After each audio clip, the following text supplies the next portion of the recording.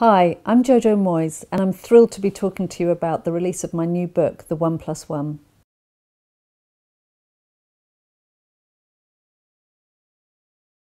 The 1+1 is about as far removed from The Girl You Left Behind as it's possible to get. Anybody who's familiar with my books will know they all tend to be pretty different. Essentially, it's a story about hope and love and all those big issues that I try to encompass in all my books, with perhaps a few laughs thrown in.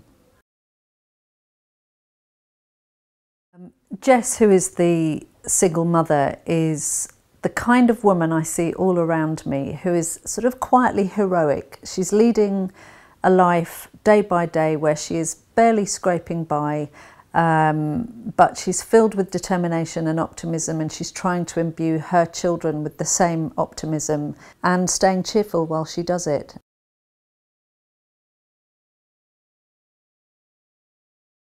Ed, I hope, is not a conventional leading man. I try not to make characters too predictable. He is a geek who has made good. He's made a huge amount of money selling his software company, but subsequently has found himself slightly out of his depth in the world of business. He's at his most comfortable behind a screen, but it's his contact with the Thomas family that actually starts to make him realise there's another way of living and another way that he can feel better about himself.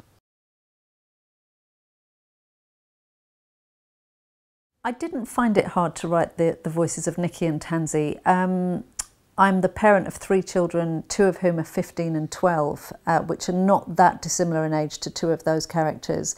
And I think one of the things I have been surprised by as the parent of teenagers or near teenagers is actually how nice they are. They can be funny and quirky, but most of all, they can just be really good company. And I wanted to get some of that across with Nikki and Tansy. Are my characters inspired by anyone? Not that I'm telling you. It's the fastest way to lose friends.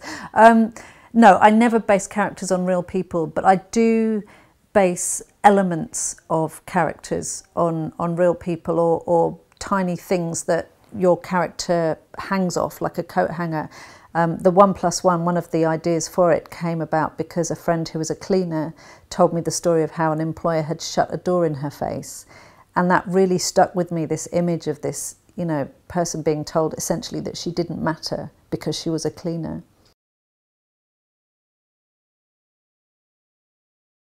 I have once taken something that I shouldn't have done. I was about 8 years old, and as a dare, I stole a doll from a post office, a very small doll in a plastic packet. And because I'm the world's most rubbish criminal, I immediately went home and confessed everything to my mother, who marched me back to the post office and made me apologise to the woman who ran it.